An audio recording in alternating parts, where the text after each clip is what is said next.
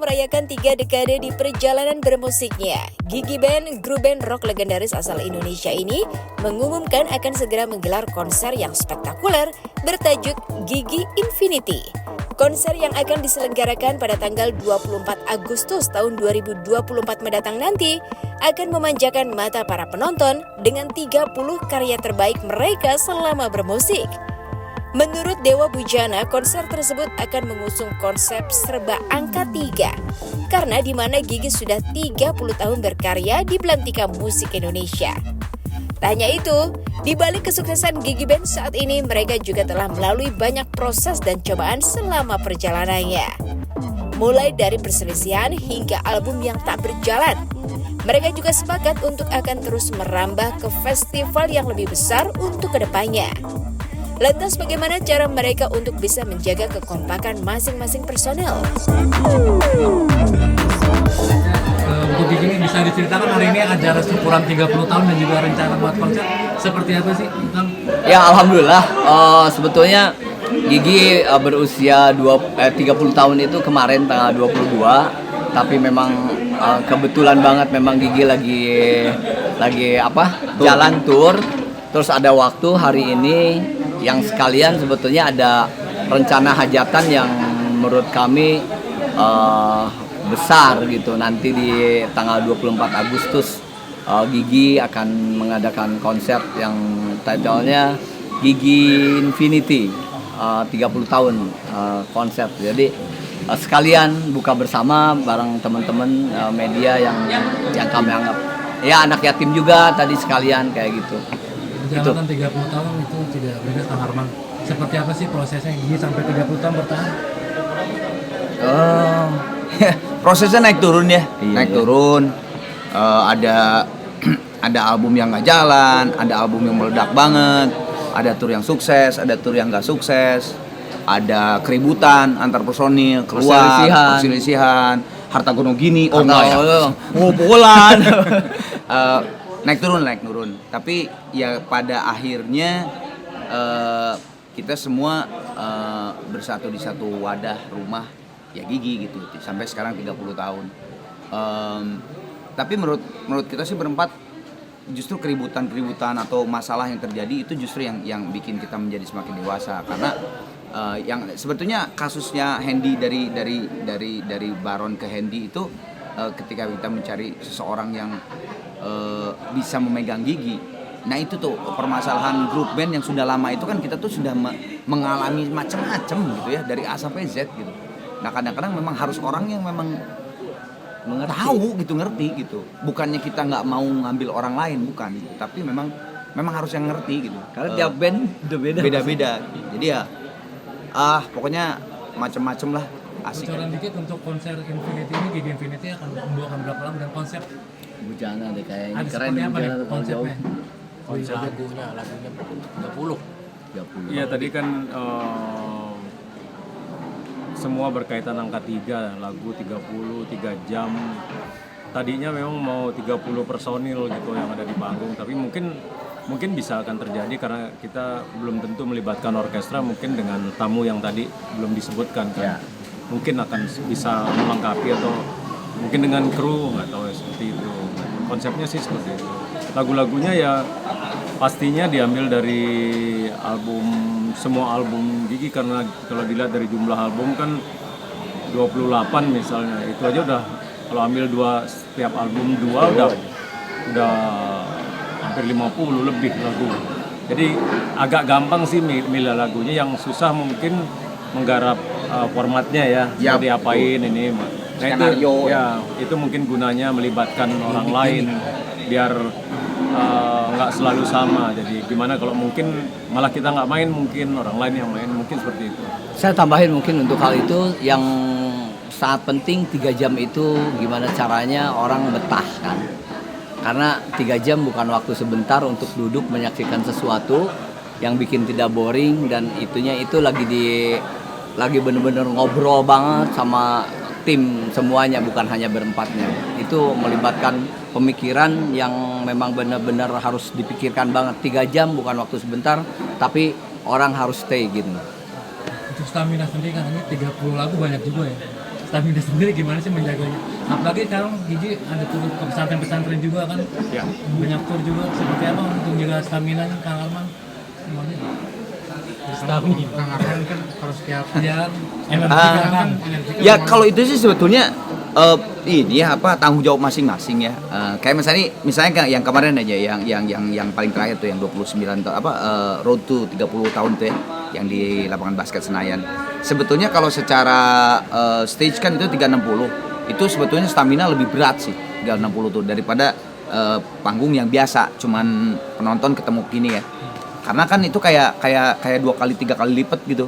Tapi akhirnya teman-teman bukan hanya saya berempat bisa gitu melakukan stamina karena mereka tanggung jawab masing-masing ketika mendekati 1 bulan, mendekati 2 bulan, 1 bulan, 2 minggu, 1 minggu itu udah semuanya konsentrasi bahwa bukan hanya ngafalin lagu, ngafalin aransemen, skenario, kata sutradara begini muncul di mana, pas Thomas ini, tapi ya termasuk stamina, semuanya juga semua punya tanggung jawab masing-masing gitu. Entah itu dari cara makan, terus olahraga dan sebagainya. Gue yakin insya Allah 24 Agustus nanti insya Allah kita diberi kesehatan sama Allah Subhanahu Wa Taala terus dan berempat ini tanggung jawab semuanya gitu ketika mau menikah. soal main di pesantren itu kan berarti kan penontonnya Yang gila. kan muda-muda Ini ya. nganggur soalnya gitu.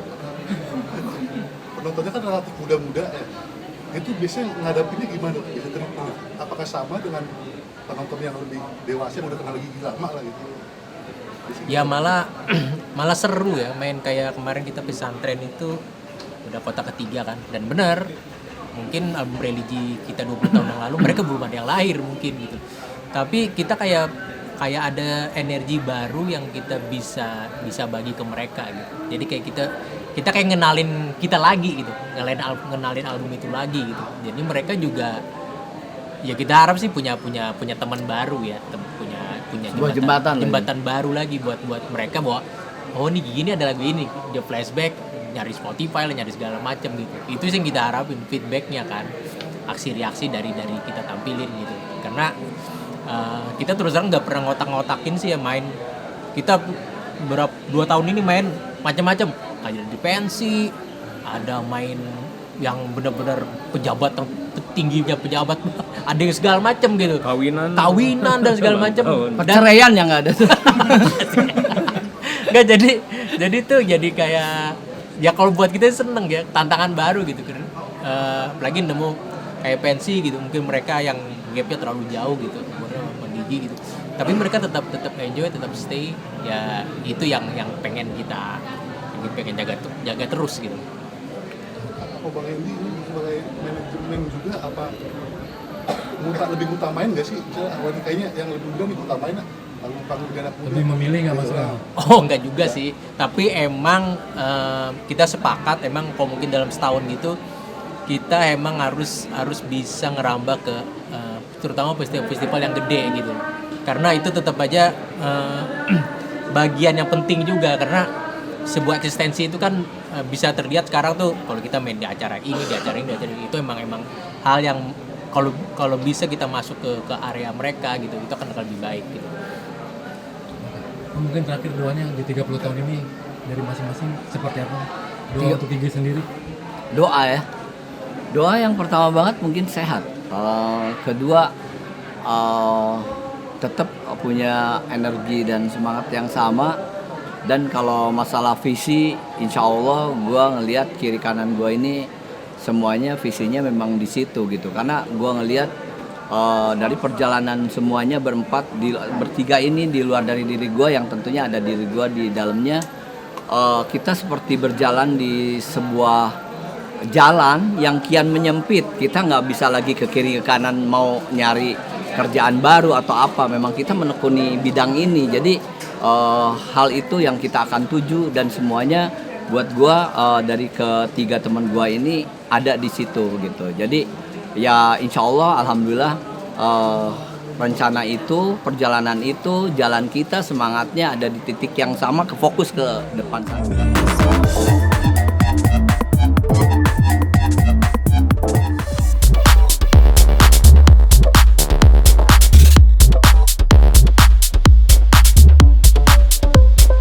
You never loved someone love somebody like I just did. Happy Salma, aktris cantik yang dikenal dengan membintangi berbagai judul film serta sinetron, mulai mengepakkan sayapnya lebih luas dengan terjun ke dunia bisnis. Sudah 12 tahun sejak dirinya mengembangkan bisnis aksesoris yang diberi nama Tulola bersama dua sahabatnya, yaitu Sri Rusna dan juga Franka Makarim. Kini mereka berhasil membuka beberapa toko official perhiasannya di berbagai daerah di Indonesia. Baru saja reopening toko perhiasannya di Mall Plaza Indonesia, Happy Salma tak menyangka bisnisnya itu kian besar dan dikenal banyak orang. Di balik kesuksesannya Tulola saat ini, Happy Salma sempat merasakan kesulitan dalam mengembangkan bisnisnya itu. Lantaran banyak hasil karyanya itu dicontek oleh orang lain yang tak bertanggung jawab. Namun dari itu semua membuat mereka semakin terpacu untuk terus mengembangkan bisnisnya untuk mengenalkan budaya asli Indonesia dan juga lebih dikenal di kancah internasional. Lantas seperti apa cara Happy Salma membagi waktu bersama keluarganya itu di sela kesibukan dirinya menjadi wanita karir?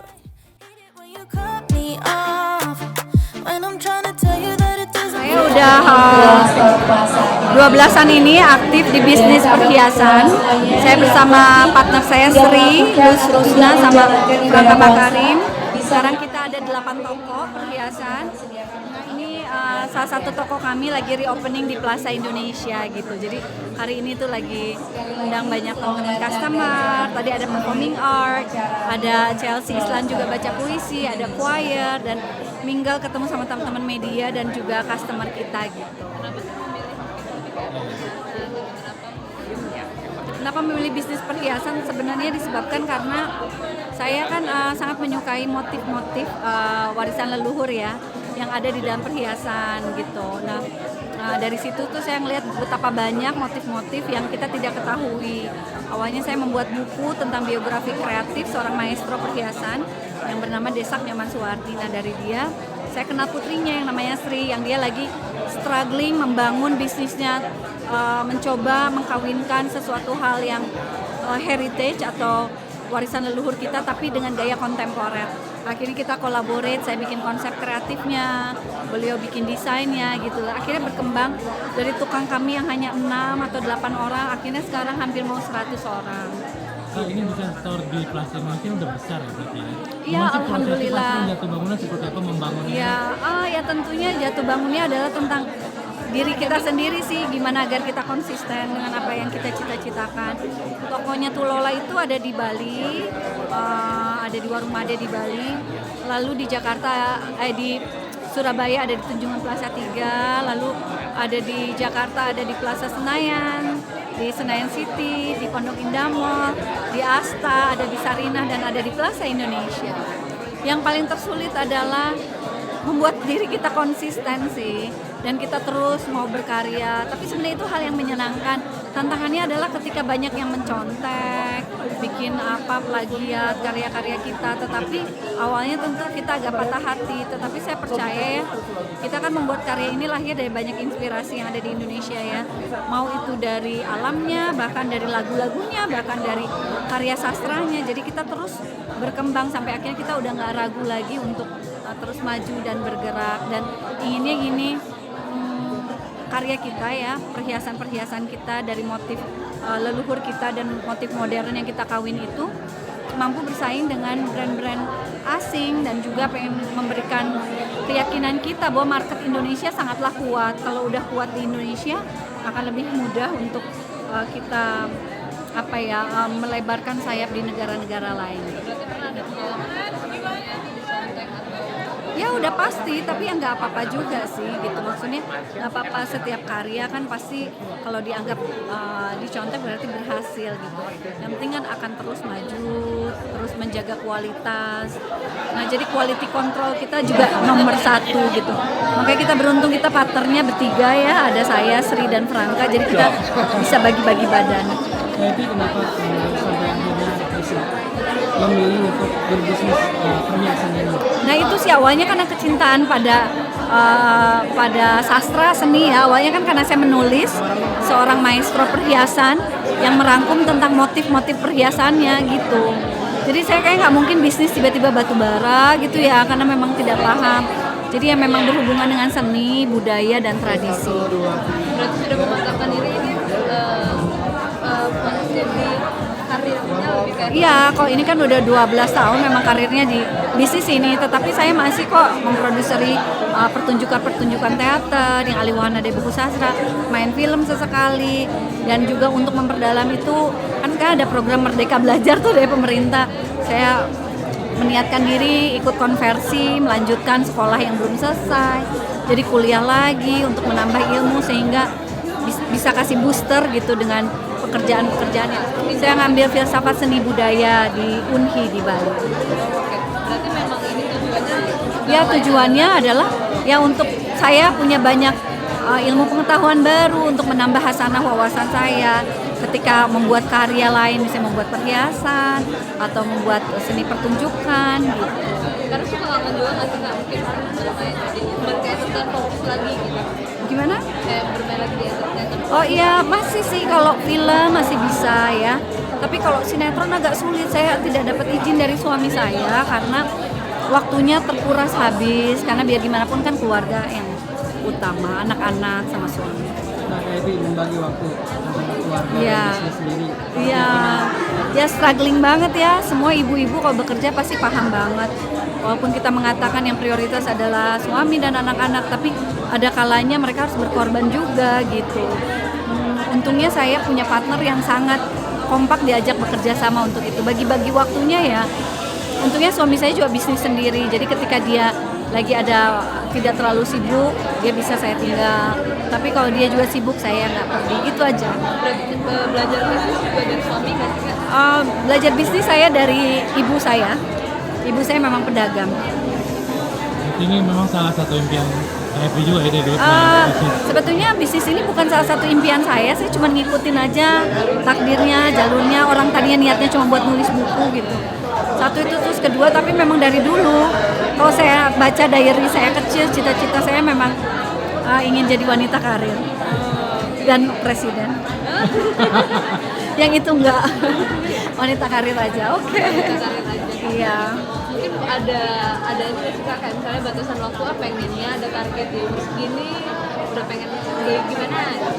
Ya pengennya nanti mungkin 10 tahun ke depan ya nggak terlalu sibuk. Saya mungkin bisa menikmati banyak waktu, tapi nggak pernah tahu ya, hidup harus diisi terus gitu. Banyak hal yang tidak saya ketahui, jadi saya pengen terus belajar. Tapi gimana Kak, ini kan jadinya LDR dan juga dengan anak-anak. Oh nggak LDR, orang saya tinggal cuma semalam doang, paling 2 malam, 3 malam gitu. Kan keluarga saya juga di Jakarta, jadi pulang pergi nggak jauh kok. Udah biasa ya Kak? Ya nggak lama juga ya, kadang kayak dari Bali ke Jakarta nggak lebih jauh dari Kemang ke Depok ya, jadi kalau macet ya sama. Capek nggak sih Kak, ibu rumah tangga juga, karir juga, sekarang sekolah juga? Enggak juga sih, karena punya support system ya, ada keluarga yang support, ada suami bekerja sama. God, but baby, all you got is you. You promised me.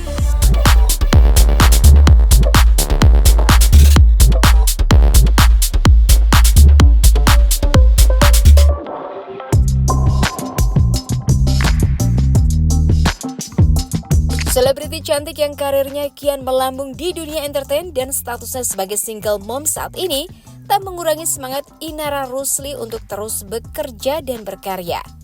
Di samping masalahnya selama ini dengan sang mantan suami, dirinya harus tetap bisa menafkahi keluarga serta untuk anak-anaknya.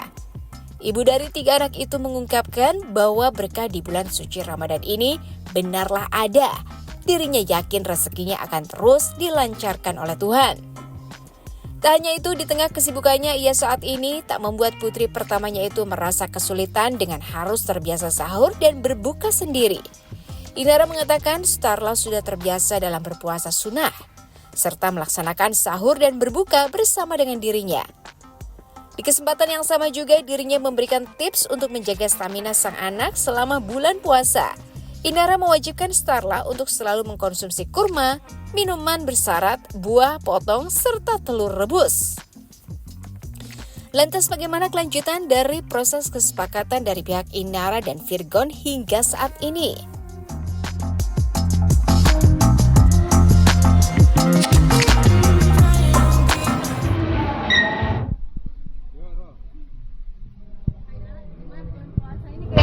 jadwal padat banget nih ya, kayak lihat di story kamu nih mondar mandir dari acara-acara lainnya. Alhamdulillah, itu kan membuktikan bahwa benar bulan Ramadan ini adalah bulan penuh keberkahan. Jadi ya itulah janji Allah. Nah, tapi dengan kamu warawi di kesana kesini juga karena kamu sekarang udah menjadi single mom juga nggak sih Kak, jadi harus tetap bekerja juga gitu.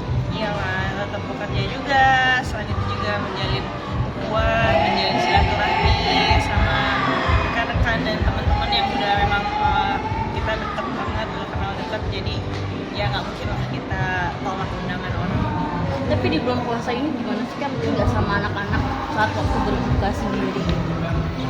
Berhubung yang puasa baru Starla ya, dan alhamdulillah Starla udah terbiasa puasa Senin Kamis juga biasa. Jadi di luar dari bulan Ramadan sendiri kita udah biasa untuk sahur atau buka bareng-bareng sama Starla, karena kan dia juga puasa sunnah juga Senin Kamis. Jadi ketika selama bulan Ramadan ini misalnya dia lihat maminya sibuk dan nggak sempat untuk buka bareng sama dia, ya dia nggak terlalu banyak komplain karena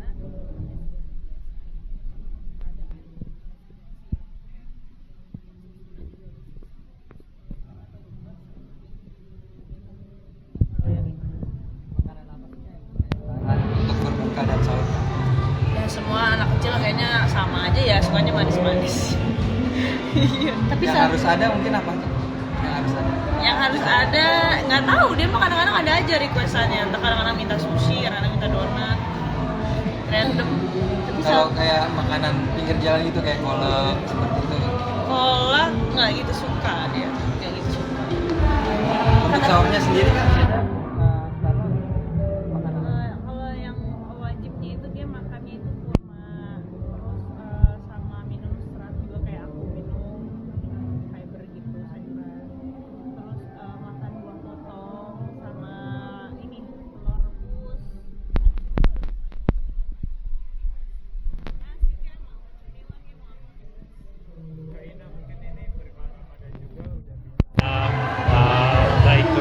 baikan lagi dengan mantan suami, mungkin atau seperti apa?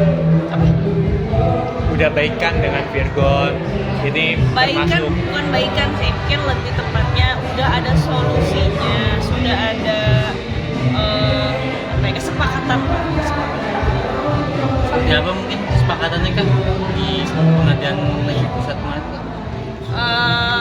Belum ada yang inkrah karena kan memang baru ditandatanganin nota perdamaian yang kemarin, jadi belum diajukan ke kasasi gitu, jadi aku nggak bisa komentar banyak karena kan masih ada keputusan inkrah. Berarti masih ada sidang lanjutan setelah ini?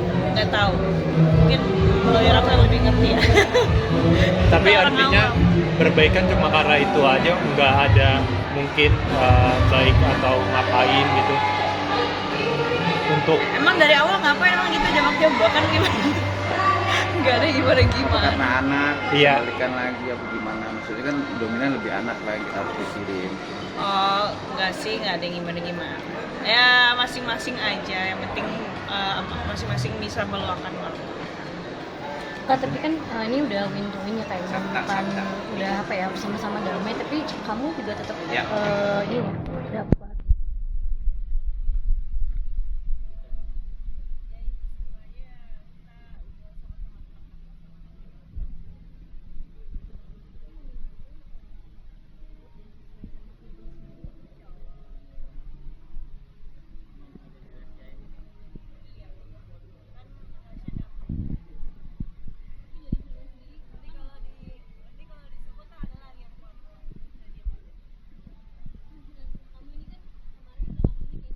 Ya kayak buat di wawancara gitu, apakah itu permintaan dari Virgon sendiri kah atau bagaimana?